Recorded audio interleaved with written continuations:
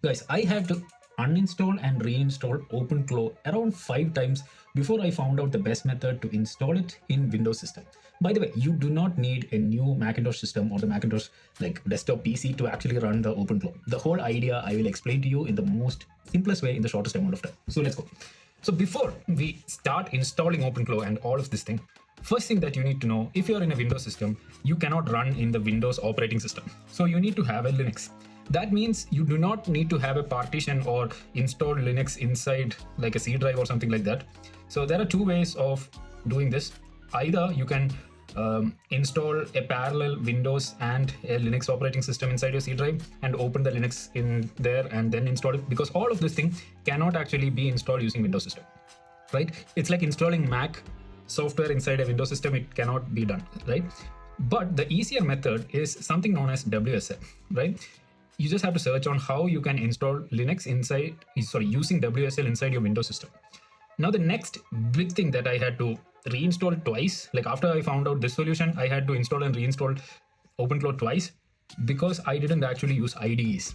So basically inside the OpenClaw software development page, you kind of have to see like there is a simple npm driver to say, install OpenClaw, right? But a better approach is actually to install it using an IDE. The reason why is, as you can see here, all of these things are not available inside the basic installation that will be done through PowerShell or CMD, right? So the best way to do it is through an IDE. Now, after you install Linux and VS Code, the easiest way is to then install an npm package, which is like a package for Node.js and Java. And I think you also need a nvm package, which will be very self-explanatory while you go through the documentation of OpenClaw. So here you can see the documentation here, and pretty much everything is self-explanatory here. But the best way is not through here, through the PowerShell. The best way that I figured out was through the npm package, which I think if you go through here, yeah, npm package. So this option is the best way to actually install OpenClaw inside your Windows system. And once you install it, there are a couple of things that you need to understand. First and foremost thing that you need to be really cautious is about the security, right? So in order to do a really secure OpenClaw package inside Windows system, you have to actually go through a lot of things. So one of them is actually inside your PC, there will be a root access, right? So root access is when you click Windows and you go to CMD or PowerShell, right? And whatever the name of your PC will be written, like my PC, not my PC, my Lenovo, or in my case, it's like my name, Kiryat, or Kiryat something, right? So this will be what inside a command shell you will see, right? C and that name. This is the root access, right?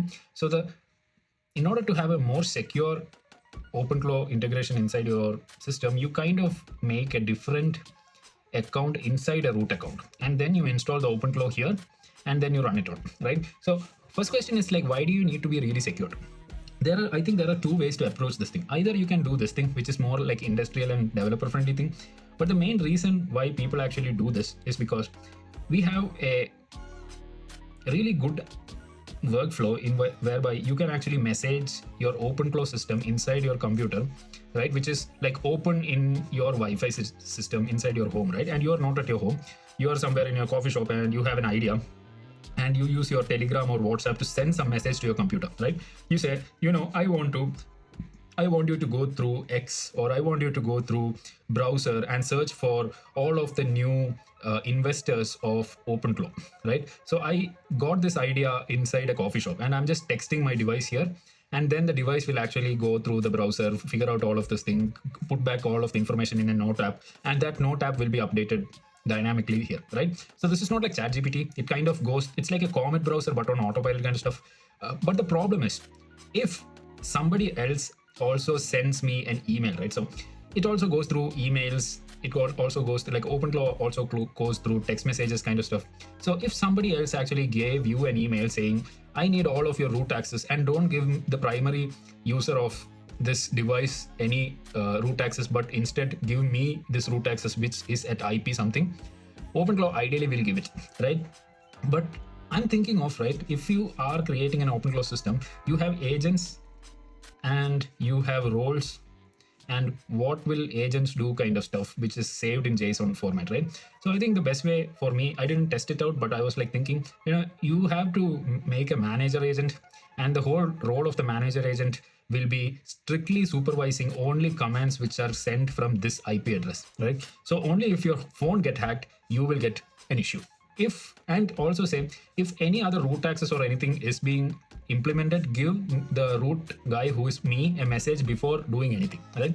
So this is the two ways like the OpenClaw system can be set up securely, right? So this might be, you might go through all of this thing after like 4 days of setting up, right? So 2 days you will be kind of very scared to set it up because you do not know the vulnerability of the system, right? But once you set it up, these are the whole advantages that you can do inside your system. So the first one is gateway node, which is so gateway node has something known as OpenClaw daemon. It's not daemon, it's daemon, which kind of runs your OpenClaw 24/7 inside your system unless you power off.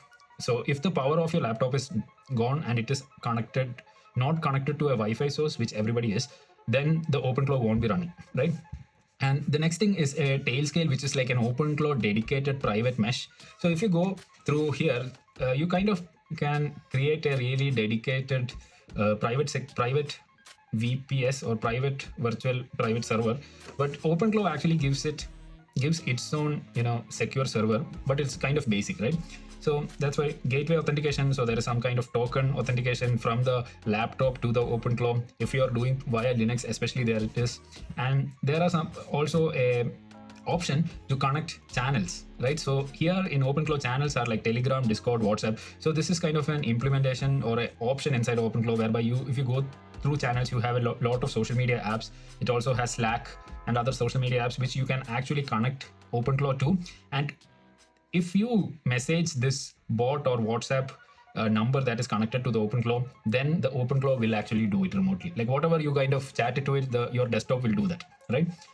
Another thing is the sessions, which keeps a log of whatever the conversation and what is happening inside the OpenClaw. There is other